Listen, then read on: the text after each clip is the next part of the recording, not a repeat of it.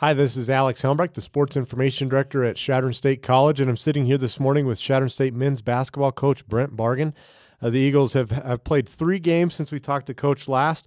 All 3 have been on the road. It was beginning with a tough 56-43 setback at Fort Lewis, and that was followed by 105-81 setback at Adams State. And then just last Saturday afternoon, the Eagles played traditional rival Nebraska Kearney, dropping a 72-51 decision there at the Health and Sports Complex there in Kearney. Coach, really just kind of generally speaking, I know it hasn't been the holiday break that you and your players had hoped that it would be, coming out on the end of it with 3 losses.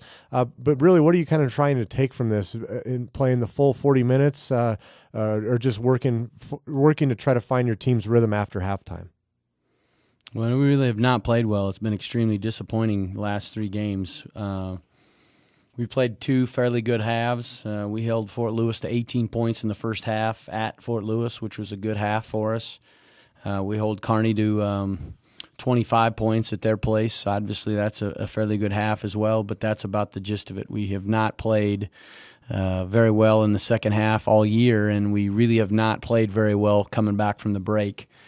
We got a lot of work to do, and really disappointed, I think, more so in our recent play, more so than the record, to be quite honest with you. We've obviously been on the road a whole bunch, and for us to be able to come home and play this weekend will be huge, but I'm really disappointed in where we're at, not just with our record, but also how we played the last 3 games coming out of Christmas. I know I talk to you a lot and ask you about different things about opponents or about different players in the conference, and a lot of times you always have the same answer, and you say that we're just worried about us. We try to fix what we're doing right now. What are you guys trying to do this week as you try to fix, I guess, what has gone on the last couple of weeks?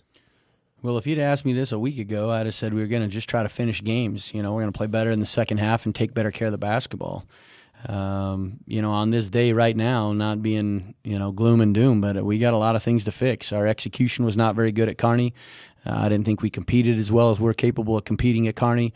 We didn't play with the energy that we need to compete with. Little things, breakdowns defensively, especially in the second half with rotations. We just have a lot of things to fix after last weekend, and I'm not quite sure why that is, because as I told our kids going into last week, I thought we had the 3 best days in a row of practice. It's been a long time since we had the spirited practice that we'd had last week. We had 3 days in a row where I thought we are finally starting to understand. We finally get it. We are in the right frame of mind. Everybody's on the same page, and we're really battling. And that is not anywhere close to how we played at Kearney, which is very discouraging. At the University of Nebraska Kearney, Mike Dentlinger, a sophomore, led the Lopers with 18 points. He was actually the only UNK player to finish in double figures. Moala Tatua led Chadron State with 11 points. He also added 8 rebounds. And then Sammy Hines, a point guard for the Eagles, had 10 points and led them, didn't lead them, but had 2 assists.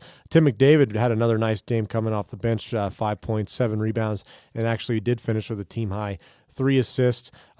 Coach, I know it's hard to find bright spots in tough losses, especially ones that are as dissatisfying as one down at UNK. But you got to be happy with the way guys like Tim McDavid, Christian McGee, Josh Hatcher have kind of been playing, figuring out their roles on the team. Well, that's one thing that we did last week is we did, after a handful of games, role declaration and really got to this is where you're at and what you're doing and what needs to be done for the betterment of the group. And we just can't get any kind of consistency. It seems like we have done one. We have rebounded offensively well. We have rebounded well overall. We're out rebounding, offensive rebounding our opponents, and we have more rebounds than our opponents. We're holding their 3-point shooting to a stymieing 31% from the 3-point line. We're doing some good things, but we may shoot the 3 real well one game and then not shoot free throws. And then we've had guys. The starting lineup is playing real well and carrying us, and then they were getting a little tired down the stretch. We challenged some of the guys that are playing a few lesser minutes and coming off the bench to play better, and I think they really have in the last 2 or 3 games. But the guys that are starting and getting the bulk of the minutes are now struggling for some reason, and we're not getting any kind of consistency. This team has not played one solid 40-minute game all on the same page yet, and we've probably played a maximum of about 38 to 39 minutes, I suppose, in any particular game, and we haven't gotten a complete game, let alone all of us being on the same page, which has been frustrating for all of us, to be quite honest. One of those starters who was unable to play much of the game at UNK was Chris Curtis, kind of injured his hip, only played 10 minutes, just took one shot. And then another player, Kendrick Holloman, was unable to make the trip because of an illness. Coach, what's the update on those two?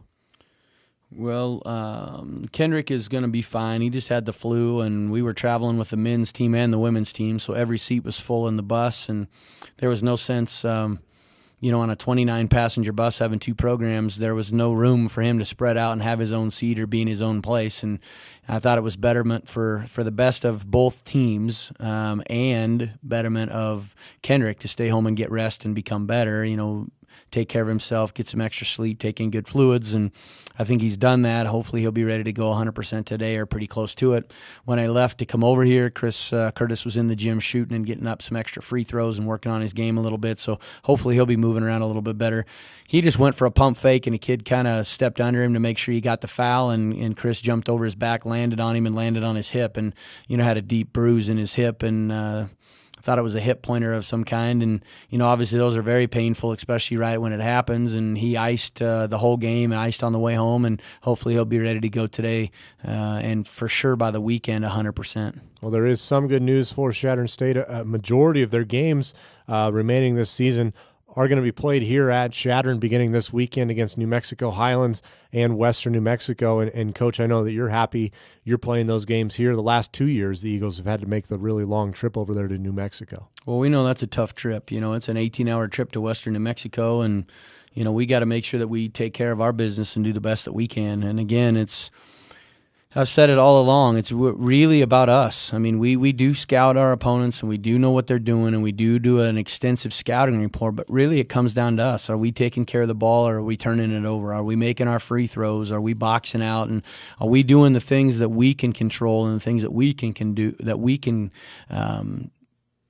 basically control? I mean, if we do those things, we're in good shape to win a lot of games. And, we have Metro come in here, and if we just box out on an offensive rebound, they don't get an offensive rebound on a free throw, why you got a great chance to win that game. That's on us. That's not on them. And so I really, really do focus on us quite a bit and try to get done what we need to get done and try to be consistent and stable there. And it's just something that we have been unable to do with this particular group this year. We have done some things well, but we've always had 1 or 2 little things that have kind of bitten us. In past years, we've been kind of like, putting a hole in a fence always, or in the hole of the boat. We got holes, and we're trying to plug holes and put bubble gum and stuff just to keep things afloat. And I don't feel that that's the case this particular year. We just can't get on the same page for some reason, and hopefully that'll happen. We got to get going. Obviously, we still have a chance to make the conference tournament. We've got 7 games at home remaining, and if we take care of our business at home, that puts us in a great position, and we go on the road and sneak 1 or 2. While we're in great shape to make the tournament. But we've got to have the mindset that that's what we're going to do, and that's our goal, and really focus on the one day, one play at a time. Both New Mexico teams are kind of in the middle pack of the RMAC. New Mexico Highlands, which will play here Friday, both the men's and the women's. The men's game should tip off around 8 p.m. are 8-6 overall, 6-4 in the Rocky Mountain Athletic Conference.